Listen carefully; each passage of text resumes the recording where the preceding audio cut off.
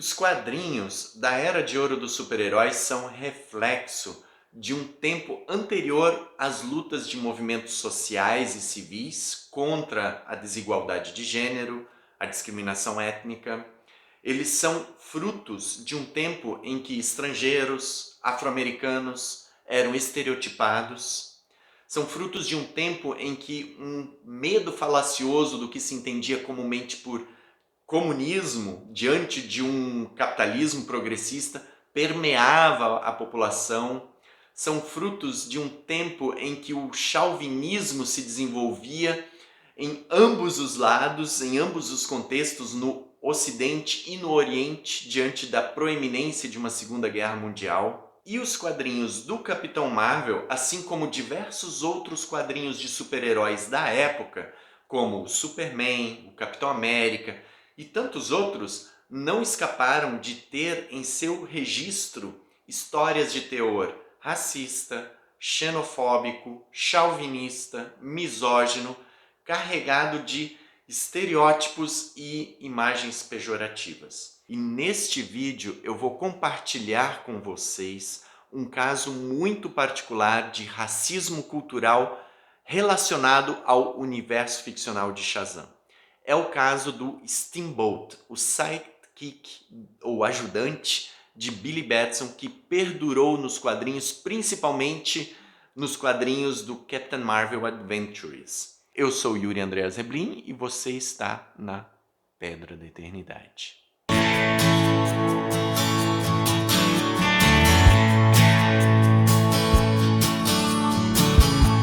Que os quadrinhos de super-heróis da Era de Ouro, mas também da Era de Prata e da Era de Bronze, em grande medida eram racistas, xenofóbicos, homofóbicos, chauvinistas, a gente meio que já sabia, né? Afinal, o mundo em que a gente vive hoje, apesar de seus inúmeros problemas relacionados às questões de discriminação, desigualdade e violência, coloca essas questões em uma evidência mais visível que naquele tempo. E o assunto é pauta de debates políticos, de políticas afirmativas, de expressões artístico-culturais, mesmo em programas midiáticos e também em indicadores estatísticos. E graças aos deuses e às deusas, hoje racismo é crime, assédio é crime, violência doméstica é crime, homofobia é crime, discriminação religiosa é crime, muito embora, infelizmente, esses crimes continuem acontecendo. Em relação aos quadrinhos, esse contexto histórico vira e volta é pautado quando surge alguma notícia relacionada à republicação de quadrinhos antigos que podem representar em seu teor narrativas que expressem esse cenário de desigualdade, discriminação e violência. E curiosamente o assunto entra em discussão acalorada até por conta da defesa da manutenção de um registro histórico. Claro, por aqueles que são a favor de uma republicação sob a alegação de não repetir os erros do passado. Isso aconteceu não faz muito tempo com a Disney, quando ela decidiu que não iria republicar a fase antiga do Tio Patinhas por conta do racismo presente nessas histórias. E também aconteceu já com a DC, quando às vésperas do primeiro filme do Shazam, lá em 2018, 2019, voltou atrás na ideia de republicar a saga original A Sociedade dos Monstros do Mal, dos tempos da Fawcett, publicada originalmente lá na década de 40, por causa de questões de racismo, xenofobia e chauvinismo. Fato é que nenhum super-herói da época com bagagem histórica escapa ileso desse registro em sua historiografia. Tanto o racismo quanto a xenofobia, sobretudo em relação a latinos, mas principalmente japoneses naquele contexto, e o chauvinismo permeavam os quadrinhos da década de 1940 e 1950, em especial, mas não exclusivamente, nos quadrinhos de super-heróis. E chauvinismo, para quem não sabe, é, sendo simplista aqui, uma espécie de pseudopatriotismo, um tipo de movimento ultranacionalista baseado sobretudo em emoções, organizado a partir do calor das emoções, com um falso entusiasmo excessivo ao que é nacional, caracterizado por um ressentimento e uma frustração em relação ao sonho americano, né? Que é o sonho do pequeno burguês, ter um carro, ter uma casa, né? Por ódio e preconceito em relação às minorias, ao pobre. Parece familiar?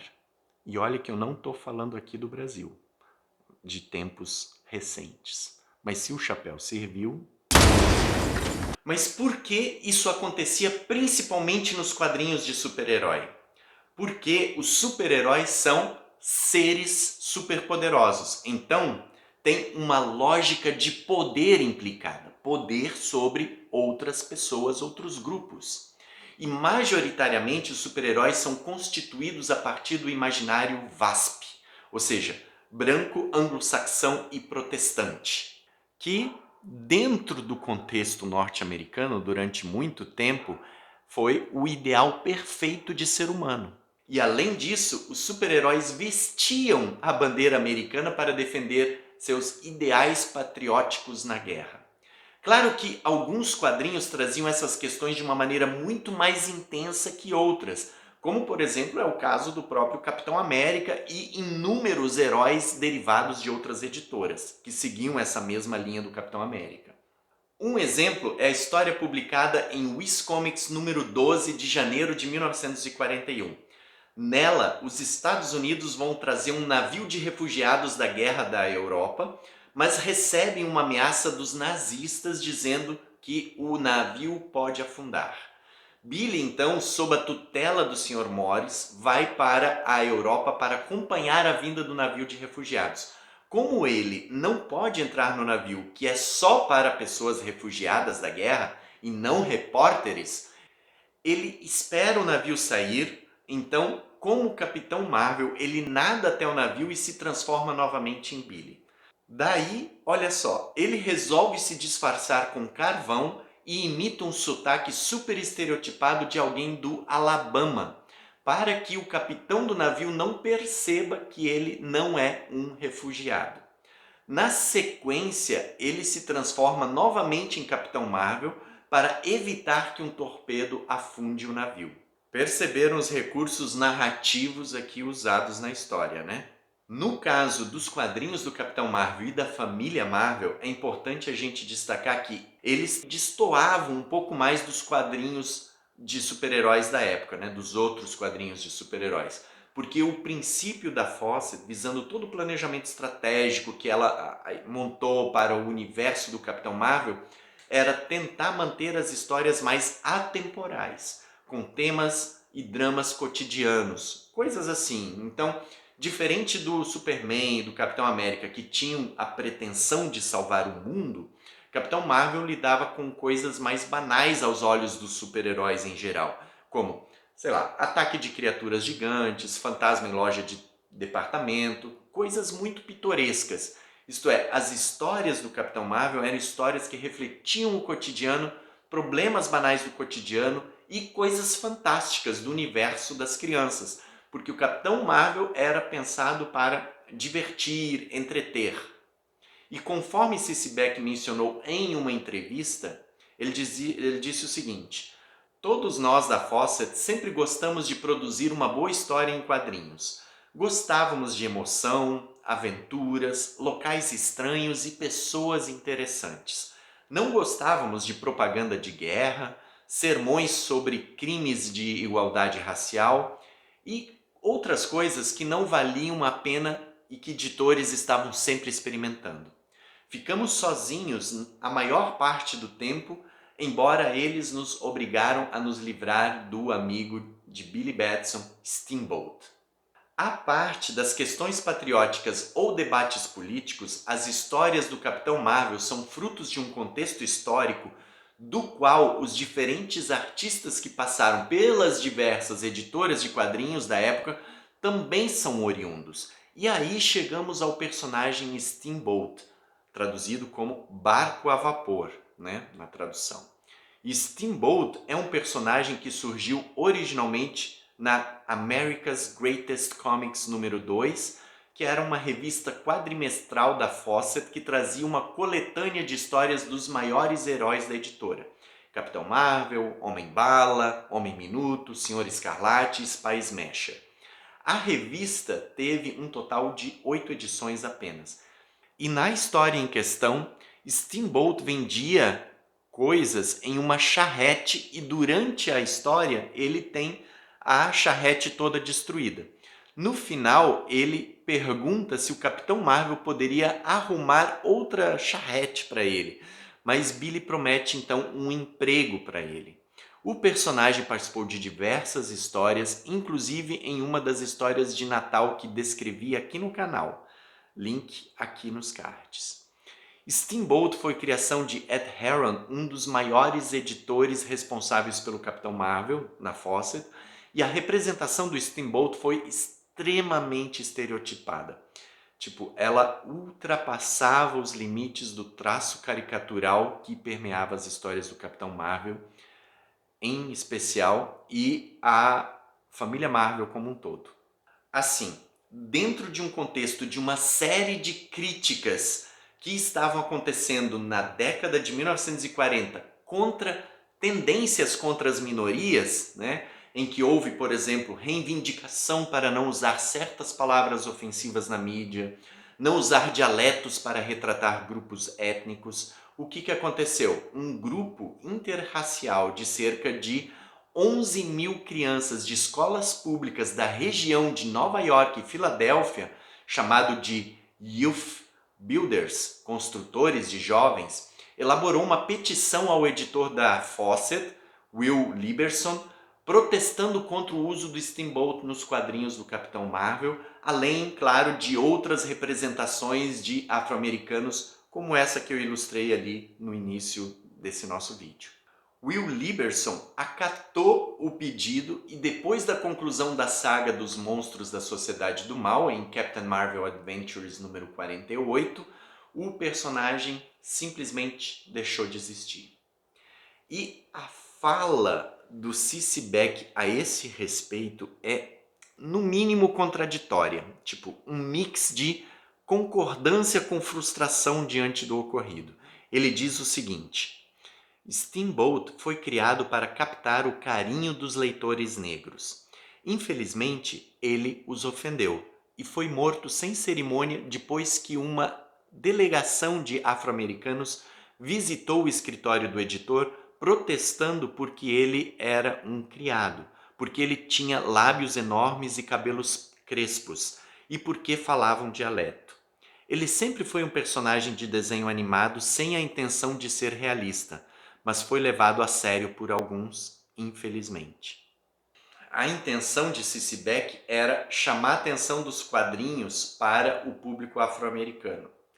Só que o próprio Cici Beck não se deu conta do próprio racismo em que ele foi criado. E o personagem ficou grosseiramente caricato. Destoava muito dos outros personagens. E se você eventualmente ler alguma dessas histórias, você vai perceber o quanto esse personagem era representado como um bobão, graficamente e textualmente. E praticamente fazia às vezes de serviçal, ora do Billy Batson, ora do Capitão Marvel.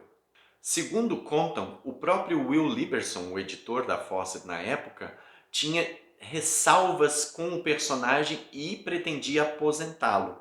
Mas, sem dúvidas, a ação desse grupo de adolescentes das escolas públicas de Nova York e Filadélfia foi crucial para que isso acontecesse. E nessa direção, assim, o mundo em que vivemos hoje não comporta mais uma sociedade nesses moldes de outrora. E é por isso que políticas públicas de reparação são lançadas.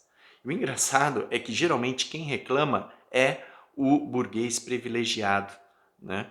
Mas assim, conforme Mark Waid comentou na entrevista da Iteno, e aqui eu vou parafrasear porque eu concordo com o que ele diz lá, por mais que editoras, ao republicar materiais antigos, coloquem avisos dizendo que é um material antigo, que foi publicado em outra época, em um contexto diferente, ainda assim, pessoas que lerem essas histórias vão acabar se ofendendo.